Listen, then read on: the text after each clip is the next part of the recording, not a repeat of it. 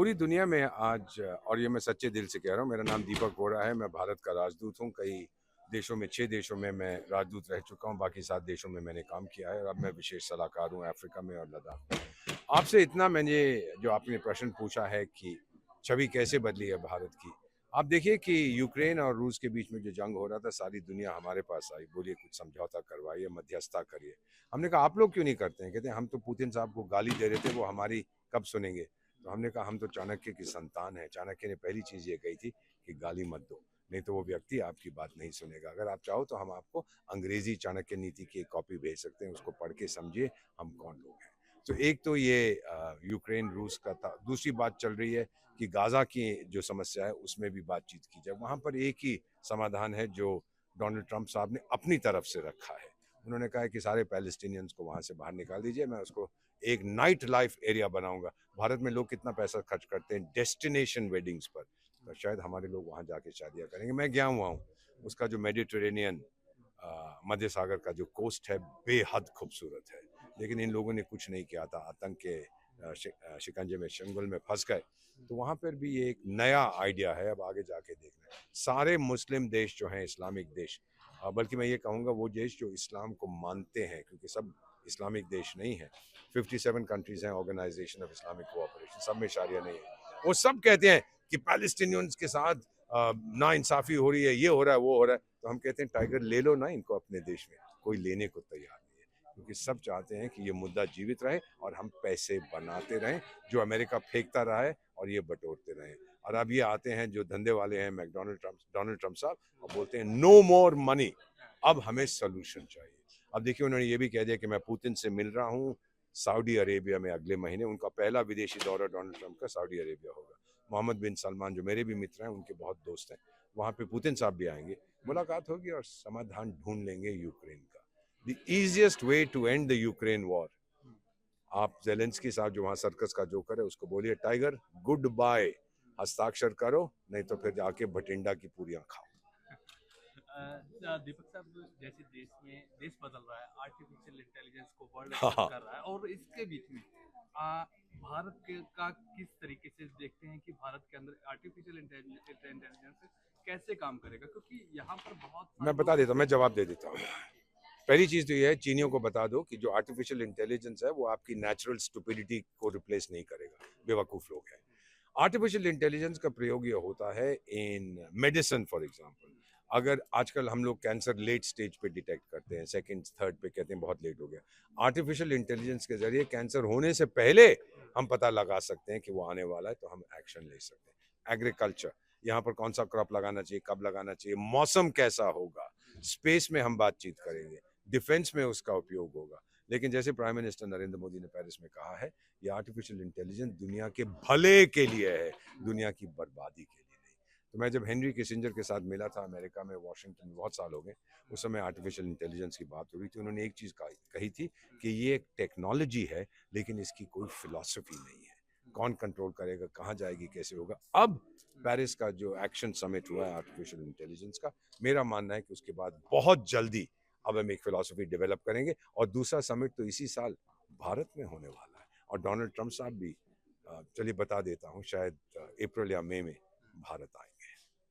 बड़ी खूबसूरती की बात है, बट लेकिन आपने चाइना को इस वो तो तरीके से पागल है। बताया, जैसे चाइना को ने जो आर्टिफिशियल इंटेलिजेंस का एक वर्जन जो सीक नाम का नाम से दुरुपयोग, बताया, उसका नाम क्या है? सीक, डीप सीक, डीप हाँ, वो सीक, डीप सीक नहीं है, वो डीप फेक है। नहीं, डीप अच्छा डीप फेक, सीक है, डीप अच्छा। सीक तो डीप सीक को लेकर तो सभी वर्ल्ड में इसने एक बात तो लोग कह रहे हैं कि बहुत शक्तिशाली है, मैं नहीं मानता। वो उन्होंने वो क्या है, वो चटपटी चटपटी नहीं, वो चटपटी क्या है, चैट चैट जीपीटी, हाँ वही वही वही, क्षमा कीजिए। तो वो चटपटी की नकल करके कुछ आगे बना दिया, आगे कुछ नहीं। उनपे चाइना में एक चीज आप देखिएगा कि इनोवेशन कुछ नहीं, आविष्कार कुछ नहीं, नकल करते हैं, नकल करने में बड़े तेज हैं। तो ये नहीं कर पाएंगे, अमेरिका का मुकाबला कोई नहीं कर सकता। और अमेरिका जानता है कि मैं भारत पे भरोसा कर सकता हूँ, क्योंकि भारत ने कभी भी मुझे धोखा नहीं दिया। जबकि अमेरिका ने हमें तंग किया था हमारे न्यूक्लियर प्रोग्राम में, स्पेस प्रोग्राम में, मिसाइल प्रोग्राम में। नंबी नारायण की कहानी आप लोग जानते हैं। लेकिन अब अमेरिका समझ गया है कि भारत ने कभी कुछ नहीं किया अमेरिका को तकलीफ देने के लिए। अब वो ऐसा कुछ नहीं करेंगे जिससे हमें तकलीफ हो। हाँ, वो कह रहा है, मैं उसका पूरा नाम तो आप जानते हैं, डोनाल्ड टैरिफ ट्रंप है, कहता है मैं टैरिफ लगा दूंगा, लगा दे, हम दो चीज़ कम कर देते हैं, और कौन सी बड़ी बात है इसमें, जंग करने की क्या बात है। जी मैं लोगों को वापस भेज दूंगा जो गैर कानूनी तरीके से हैं। मैं कहा टाइगर आपकी मर्जी है, आपका देश है, भेज दीजिए, लेकिन थोड़ी इज्जत के साथ उनको भेजिएगा, बेड़िया मीडिया लगा के मत भेजिएगा, बाकी आपको जो करना मीडिया है मीडिया से आपकी बात से जैसे आपने बताया, पर लेकिन जो अमेरिका ने जो भारत के साथ किया, जो भारत का यूथ वो सिर्फ रोजगार भारत की के साथ, तलाश में गया था, हाँ वो सिर्फ भारत के रोजगार साथ की नहीं किया, तलाश में गया नहीं, था, बट लेकिन गैर बाद में कानूनी तरीके से मत जाइए, ये मेरा संदेश है सबके लिए। हम इस समय मलेशिया के साथ, जॉर्डन के साथ, जर्मनी के साथ, जापान के साथ और यूनाइटेड स्टेट्स के साथ भी स्ट्रक्चर्ड इमिग्रेशन की बात कर रहे हैं, फ्रांस के साथ भी। उन लोगों को यूथ पावर की जरूरत है और वो चाहते हैं, चीन के लोग नहीं चाहते, वो भारत के लोगों को चाहते हैं। ये वोरा सब ये हो सकता था कि अगर हमारे इंडियन फ्लाइट वहां पर जाती और वहां से अब इन अब देखिए सलमान के बहुत साथ कुछ हो बात सकता करते, था, वो तो बट चाइना लेकिन ये की फ्लाइट भी तोड़ने जा के बाद सकती थी, ब्राजील की भी जा सकती थी, तो भी उन्होंने भारत डिसाइड किया नहीं, उनका कानून है ना, अगर वो बाहर भेजते हैं तो वो आपकी फ्लाइट को नहीं आने देंगे, आपकी फ्लाइट जाए किसी और ह्यूमैनिटेरियन कारण। ये तो गैर कानूनी तरीके से लोग गए थे, वापस आ गए, पंजाब में बहुत से थे, सब वापस आ गए। पंजाब के नहीं, नहीं, 36 थे, सबसे ज़्यादा तो गुजरात गुजरात के थे अरे सर। पर देखिए वो सोच रहे थे कि वो भी एक गुजराती है ना जो भारत का प्रधानमंत्री है, शायद वो हमें बचा लेगा। नहीं, अच्छा सर, इसी से मिलता-जुलता सवाल है सर कि मतलब सबसे ज़्यादा गुजरात के थे, लेकिन वो जो प्लेन है वो लैंड होता है पंजाब की ज़मीन पे। क्योंकि ये आइडिया उनका था कि सबसे ज्यादा पंजाबी होते हैं, हरियाणा से हैं, बट अब गुजरात के थे तो ठीक है। अब किसने आपको बोला है कि अमेरिकी लोग बहुत बुद्धिमान है?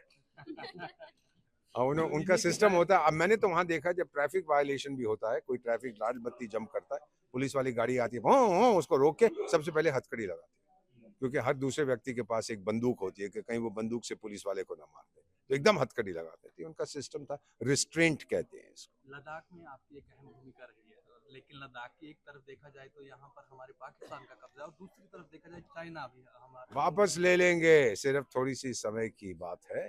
पाकिस्तान की बहुत समस्या है, उसकी विदेश नीति देखिए कितनी अच्छी है। एक पड़ोसी ईरान है, उससे पंगा है, दूसरा पड़ोसी अफगानिस्तान है, उससे पंगा है, तीसरा पड़ोसी मैं हूँ, वो खुद ही कहता है कि भारत तो मेरा दुश्मन है। और टाइगर, मैंने कभी नहीं कहा कि तू मेरा दुश्मन है, तू कहता है मैं तेरा दुश्मन हूँ, तेरी मर्जी है। सबके साथ तूने बिगाड़ के रखी हुई है, कभी तो अपने गरेबान में झांक के देख ये सब क्यों हो रहा है। जब तालिबान 2.0 आया था ये 2021 में, तालिबान ने जब काबुल में लिया तो मैंने टीवी चैनल्स पर देखा था, पाकिस्तानी टीवी चैनल भंगड़ा करे, हो हमारे दोस्त आ गए, हम अपनी जान दे देंगे तालिबान भाइयों के लिए। अरे तेरी जान ही तो ले रहे हैं, अब नाराज क्यों हो रहा है? तो ये चीजें उनको समझ नहीं आती हैं कि डिप्लोमेसी क्या होती है। वो चाहते हैं अफगानिस्तान में एक शब्द यूज करते, स्ट्रेटेजिक डेप्थ। इसका मतलब होता है अगर भारत हमको ठोके, हमारी फौज अफगानिस्तान में जाके फिर रीग्रुप करेगी। टाइगर लोग, अगर आप ये प्रोग्राम सुन रहे हैं, अफगानिस्तान आपके लिए स्ट्रेटेजिक डेप्थ नहीं है, स्ट्रेटेजिक डेथ है, अभी भी समझ जाओ। बिल्कुल। लास्ट सवाल है और इसमें ये है कि आर्टिफिशियल इंटेलिजेंस भारत के अंदर क्या यूथ को रोजगार दे पाएगा? 100%। बड़ी ये आवाज ये निकलती है कि आर्टिफिशियल इंटेलिजेंस बहुत सारे रोजगार जो कर रहे हैं उनको। कंप्यूटर जब आए थे भारत में राजीव गांधी के टाइम में, यही कहा था सबकी नौकरियां चली जाएंगी, किसी की नहीं गई। रीट्रेनिंग होती है, रीटूलिंग होती है, रीस्किलिंग होती है। अरे सबसे ज्यादा ह्यूमन रिसोर्स हमारे पास है, यंग एजुकेटेड माइंड्स। आज मैं मिला हूँ बठिंडा में इनसे, बठिंडा मैनेजमेंट एसोसिएशन, मैंने संबोधित किया 1000 लोगों को, बहुत अच्छा लगता है। उनका दिमाग, उनकी बुद्धि, उनका जोश देखकर कोई रोक नहीं सकता इस देश को। एक सर, लद्दाख के लोग जो हैं वो प्रोटेस्ट कर रहे हैं, वो दिल्ली तक मार्च भी 10 किया है सर। 10 10 लोग ने, 100 लोग ने, 50 लोग ने प्रोटेस्ट कर दिया, वो पॉलिटिकल रीजन है। लेकिन मैं आपको बताता हूँ, मैं अक्सर वहाँ जाता हूँ, मैं लद्दाखी बोलता हूँ थोड़ी बहुत, और फिर कारगिल जाता हूँ, वहाँ पे एक भाषा बाल्टी, वो भी मैं बोलता हूँ। वहाँ तो लद्दाख में अजाब की, किसी से कहिए आप कैसे हैं, और वो जवाब एक शब्द है वहाँ पे, जूले। जूले का मतलब होता है क्या हाल है, थैंक यू, गुड बाय, सब कुछ जूले है। तो मैं उनसे जाके पूछता हूँ उनकी भाषा में कि आप कैसे हैं, मुझे पता है क्या कहते हैं, हम बिल्कुल ठीक है, जय हिंद सर। मैंने कहा भाई जय हिंद कहाँ से आता है? अच्छा आपने भोजन किया कि नहीं किया है सर, जय हिंद सर। ये ऐसे करते हैं, जय हिंद सर। इतने अच्छे लोग हैं, इतने इनोसेंट लोग हैं। अब तो मेरी शादी हो चुकी है ना, ज्यादा कुछ नहीं कह सकता। मेरे बहुत से मित्र हैं वहां पर, वंडरफुल पीपल। ये प्रोटेस्ट पॉलिटिकल होते रहेंगे, लेकिन भारत के अतिरिक्त उनके पास कोई चारा नहीं है। इस देश की ताकत अल्टीमेटली डेवलपमेंट, जब आपकी आर्थिक व्यवस्था मजबूत होगी, सब लोग लाइन पे आ जाएंगे।